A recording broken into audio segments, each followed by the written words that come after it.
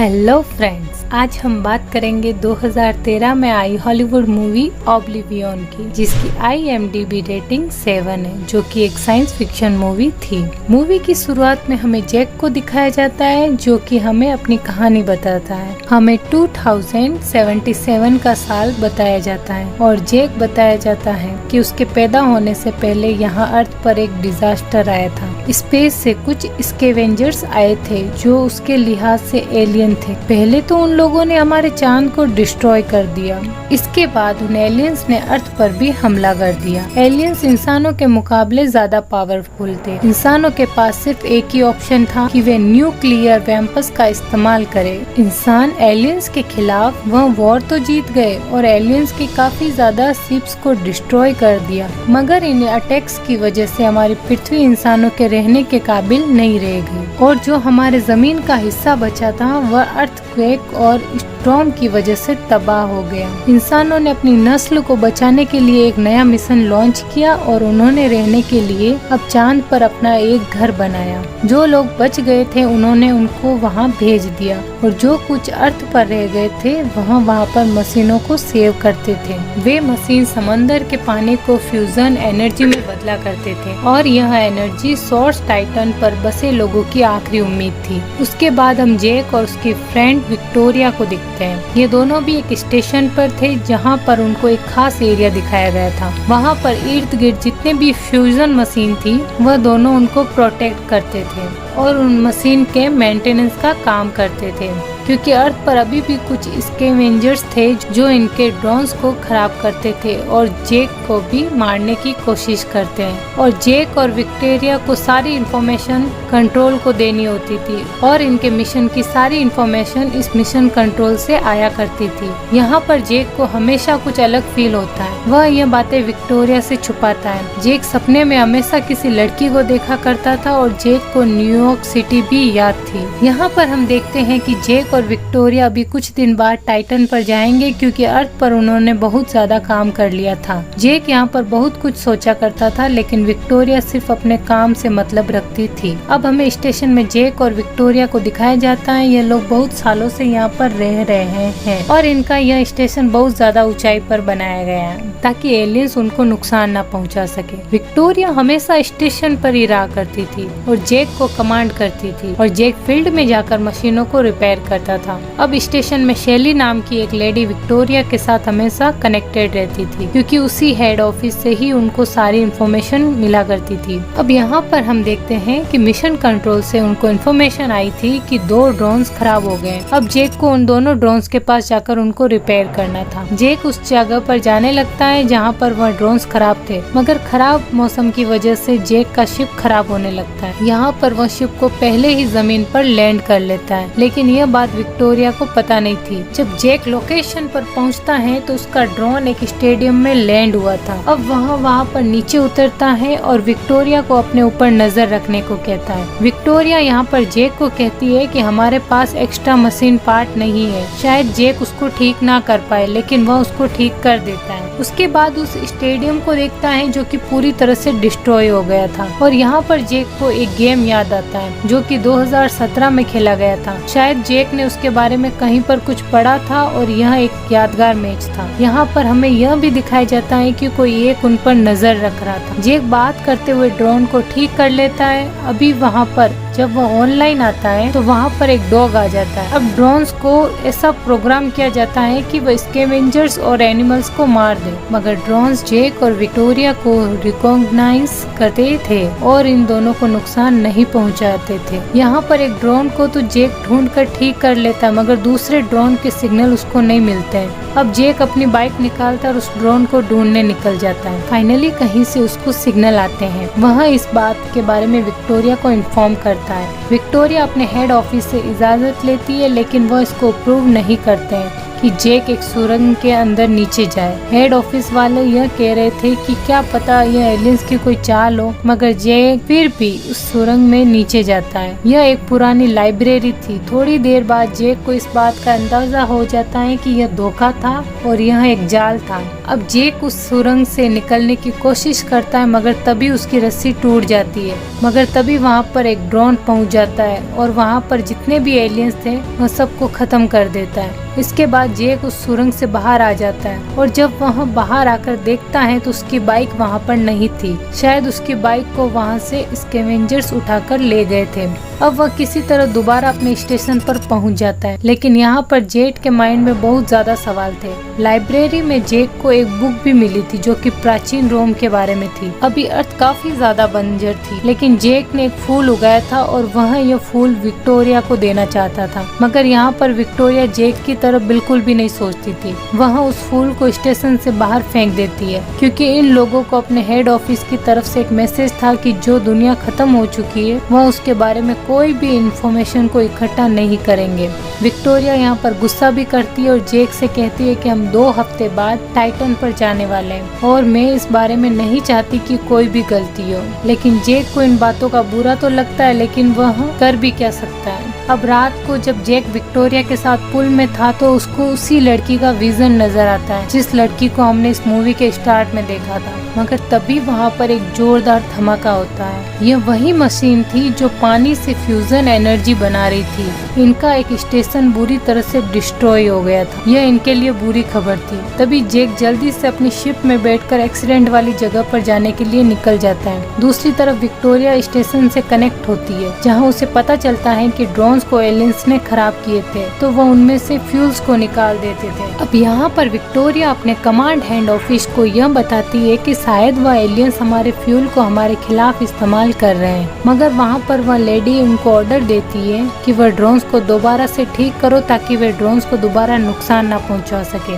दूसरी तरफ इनको सिग्नल भी मिल रहे थे कि जो कि जमीन की तरफ से आ रहे थे। अब जेक उस सिग्नल्स का पीछा करते हुए एक बिल्डिंग तक पहुँच जाता है। जब वह उस बिल्डिंग के पास पहुँचता है तो वह बिल्डिंग पूरी तरह से डिस्ट्रॉय हो चुकी थी। यहाँ पर आकर जब जेक सिग्नल्स को चेक करता है तो यहाँ उसको कुछ भी नहीं मिलता। दुश्मन बार बार इन लोगों को गुमराह कर रहा था, मगर यहाँ पर जेक को अपने सवालों का जवाब मिल सकते थे। लेकिन यहाँ पर चारों तरफ रेडिएशन जोन था और इन लोगों को जाने की इजाजत नहीं थी। लेकिन यहाँ पर हम देखते हैं कि जेक बहुत ज्यादा अलग था। वो टाइम स्पेंड करने के लिए एक लेक पर जाया करता था और उसने वहाँ पर एक घर भी बना रखा था, लेकिन इस बारे में उसने विक्टोरिया को भी कुछ नहीं बताया था और ना ही कभी बताने वाला था। जेक अपने माइंड में हमेशा यह सवाल लेकर सोचा करता था कि कुछ तो है जिसके बारे में उसको जानना है। अब जेक जब उस लेक के किनारे लेटा हुआ था तभी वहाँ पर अचानक उसकी नजर आसमान पर पड़ती है। वह आसमान पर एक स्पेसशिप को क्रैश होते देखता है और यहाँ पर वह विक्टोरिया से कनेक्ट भी होता है, लेकिन विक्टोरिया उसको एक अनजान शिप बताती है। मगर जेक अब उसका पीछा करता है और जब वह पीछा करता है तो उसको पता चलता है कि यह शिप इंसानों का था।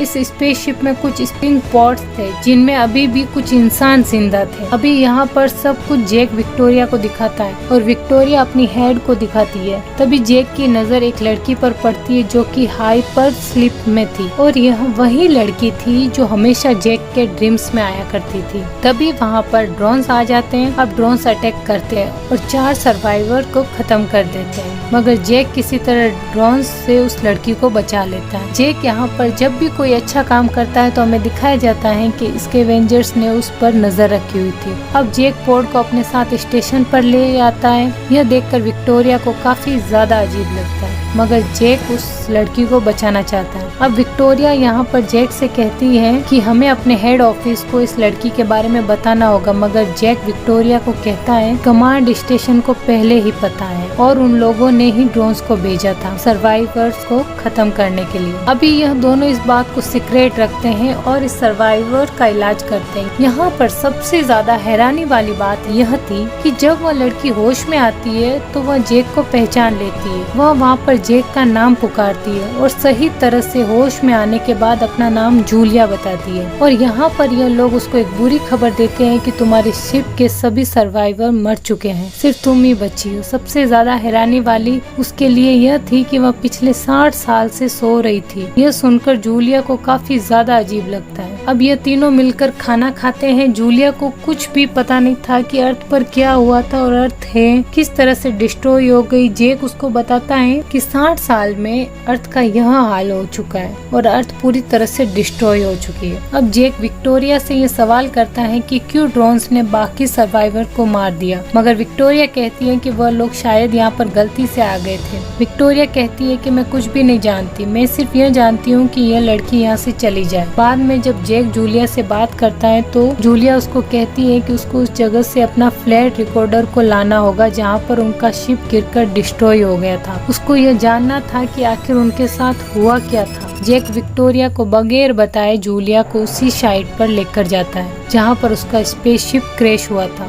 मगर जब यह बात विक्टोरिया को पता चलती है तो वह जेक को वहाँ पर जाने से मना करती है और कहती है कि मुझे माफ कर देना, अब मैं तुम्हारा बचाव नहीं कर सकती। जब जूलिया और जेक वहाँ पर पहुँचते हैं तो जूलिया को वहाँ पर अपना फ्लैट रिकॉर्डर तो मिल जाता है, लेकिन ये दोनों स्कैवेंजर्स के जाल में फंस जाते हैं और वे जूलिया और जेक को बेहोश करके ले जाते हैं। वहाँ पर दूसरी तरफ विक्टोरिया को भी इनके बारे में पता चल जाता है। जैसे ही सुबह होती है उनका डाटा ऑनलाइन हो जाता है। यहाँ पर विक्टोरिया उस लेडी से कुछ ड्रोन्स मांगती है ताकि वह जेक की हेल्प कर सके। उधर दूसरी तरफ हम देखते हैं कि वे जेक और जूलिया को दूर पहाड़ों में लेकर जाते हैं और जेक को ऐसी जगह पर बांध कर रखते हैं जहाँ बहुत ज्यादा अंधेरा था। तभी जेक अपने पास एक आदमी की आवाज को सुनता है जिसका नाम बीच था। वह जेक को कहता है कि तुम हमेशा से हमें एलियन समझ रहे हो, मगर हम लोग इंसान हैं। वह आदमी जेक को कहता है कि तुम्हारा गलत इस्तेमाल किया जा रहा है, वह भी हमारे खिलाफ, लेकिन जल्द ही तुम्हें सच का पता चल जाएगा। वह कहता है कि मेरे साथी कहते हैं कि मैंने तुम्हें यहाँ लाकर बहुत बड़ी गलती कर दी, लेकिन मुझे इस बात की उम्मीद है कि तुम इन सब लोगों को गलत साबित करोगे। वहाँ पर दूसरी तरफ ड्रोन्स ने जेक का डीएनए डिटेक्ट कर लिया था और अब वह ड्रोन्स उसी जगह पर आने वाले थे। यह ड्रोन्स काफी ज्यादा पावरफुल थे और आम इंसान इन ड्रोन्स का मुकाबला नहीं कर सकते थे। यहाँ पर यह आदमी जेक को एक ड्रोन दिखाता है और कहता है कि तुम इसको रीप्रोग्राम करोगे, मगर जेक इस बात के लिए तैयार नहीं था। अब वहाँ पर ड्रोन्स भी पहुँच जाते हैं जो जेक को ढूंढ रहे थे। अब वह बीच वहाँ से उसको जाने देता है, लेकिन जेक को वह यह भी बताता है कि मैं तुम्हारे रेडिएशन जोन में जा चुका हूँ। वह कहता है कि अगर तुम सच की तलाश में हो तो तुम खुद वहाँ पर जाओ और तुम सब कुछ समझ जाओगे। अब जेक जूलिया को लेकर निकल जाता है और वह उसी वैली में जाता है जिसके बारे में बीच ने उसको बताया था। वहाँ पर वह जूलिया से पूछता है कि बताओ कि तुम कौन हो, तुम क्या जानती हो, और मैं यह बात जानना चाहता हूँ कि तुम कुछ छुपा रही हो। अब यहाँ पर जूलिया उसको सच बताती है और कहती है कि मैं तुम्हारी वाइफ हूँ और उसको सब बातें याद दिलाने की कोशिश करती है। वह यहाँ पर जेक को बताती है कि वह कैसे यहाँ पर आए थे और उसने कैसे जूलिया को प्रपोज किया था। यह उस टाइम के बारे में बता रही थी जब कोई वॉर नहीं हुई थी, दुनिया का हाल ऐसा बिल्कुल भी नहीं था। यहाँ पर जेक को भी सब कुछ याद आने लगा था। इतने में विक्टोरिया उस शिप को जेक के लिए भेजती है, पर इस बात से विक्टोरिया का दिल बहुत ज्यादा टूट जाता है। अब जब जेक दोबारा से अपने स्टेशन पर जाता है तो विक्टोरिया वहाँ पर जेक के लिए दरवाजा नहीं खोलती और मिशन कमांड को भी इस चीज के बारे में इन्फॉर्म कर देती है कि जेक उसके लिए खतरा है और जेक के पास एक सर्वाइवर भी है। हालांकि जेक उसको बहुत ज्यादा समझाने की कोशिश करता है कि हमें यहाँ से निकलना होगा, हमारे साथ बहुत बड़ा धोखा हुआ है और हम दोनों को गलत तौर पर इस्तेमाल किया जा रहा है। विक्टोरिया इन सब बातों को बिल्कुल भी नहीं सुन रही थी। तभी वहाँ पर यह सब बातें उनके कमांड स्टेशन से उस लेडी को पता चलती है, जिसे विक्टोरिया सारी इन्फॉर्मेशन देती है। तो वहाँ पर एक ड्रोन एक्टिवेट हो जाता है। वह वहाँ पर विक्टोरिया को मार देता है और वह जेक को भी खत्म करने वाला था, मगर बाहर बैठी जूलिया ड्रोन डिस्ट्रॉय कर देती है। अब कमांड स्टेशन को इन सब बातों के बारे में पता चल गया था। जेक जूलिया को वहाँ से लेकर निकल जाता है। इनके पीछे कुछ ड्रोन्स लग जाते हैं, मगर जेक किसी तरह बचते बचाते निकल जाता है और वह वहाँ पर उस रेडिएशन जोन को भी पार कर लेते हैं। हैरानी की बात यह थी कि वहाँ पर कोई भी रेडिएशन नहीं थी। अब एक ड्रोन के अटैक की वजह से उनका स्पेसशिप वहाँ पर डेजर्ट में गिर जाता है। यहाँ पर आकर जेक को एक अजीब सा मंजर सामने आता है। वह अपने ही एक क्लोन को देखता है जो कि एक ड्रोन को ठीक कर रहा था। जेक अब जब अपने हमशक्ल के पास जाता है तो वह दोनों एक दूसरे को गन पॉइंट पर ले लेते हैं। जेक उसको समझाता है कि हमें इस ड्रोन को डीएक्टिवेट करना होगा, मगर यहाँ पर नया जेक थोड़ा सा डर जाता है। मगर तभी वहाँ पर जूलिया आ जाती है। अब यहाँ पर दोनों में फाइट होती है और जेक ड्रोन को डीएक्टिवेट करने में कामयाब हो जाता है, मगर क्लोन्स और रियल जेक की फाइट की वजह से जूलिया बहुत ज्यादा घायल हो जाती है। अब जेक जूलिया को एक जगह पर लेटा देता है और दूसरे जेक का स्पेसशिप लेकर स्टेशन पर जाने लगता है। जरा पर जेक और विक्टोरिया के बहुत से हमशक्ल बनाए गए थे और इन दोनों के हमशक्ल अलग अलग एरिया को कवर करते थे और इन दोनों को यह झूठ बताया गया था कि वहाँ पर रेडिएशन जोन है। अब जेक स्टेशन पर जाता है तो वह विक्टोरिया को देखता है। हालांकि कुछ देर पहले जेक की नजरों के सामने विक्टोरिया मर गई थी। जेक उसे साथ ले जाना चाहता है, मगर विक्टोरिया को ऐसे प्रोग्राम किया गया था कि वह उसको नहीं तोड़ सकती थी। इसके बाद वह मेडिकल किट लेकर जूलिया तक पहुंच जाता है। वह वहाँ पर जूलिया का ट्रीटमेंट करता है। इसके बाद वह उसको लेकर लेक हाउस में चला जाता है। वहाँ पर वह लोग कुछ टाइम स्पेंड करते हैं। अब वह दोनों बीच और उसके लोगों के पास जाते हैं। इस बीच पर वह लोग खुश भी थे। यहाँ पर जेक उनका काम भी करता है और उनके ड्रोन को प्रोग्राम भी करता है। असल में सिर्फ जेक ही था जिसको ये ड्रोन नुकसान नहीं पहुंचा सकते थे। अब यहाँ पर बीच जेक के सामने कहानी को और भी ज्यादा क्लियर कर देता है। दरअसल नासा ने एक टीम भेजी थी उस ऑब्जेक्ट की जांच को करने के लिए, जो कि अर्थ के ऑर्बिट में आया था। उसमें जेक, जूलिया और विक्टोरिया के साथ कुछ और भी एस्ट्रोनॉट भी थे। उनको ये इन्फॉर्मेशन मिली थी कि उनको एक ऑब्जेक्ट को देखा है। दरअसल वह टेट था, जो कि एक एलियन था। उन्होंने देखा कि टेट ने हमारे चांद को डिस्ट्रॉय कर दिया है। उसने नासा के स्पेसशिप को भी पकड़ लिया और उसमें जो लोग थे,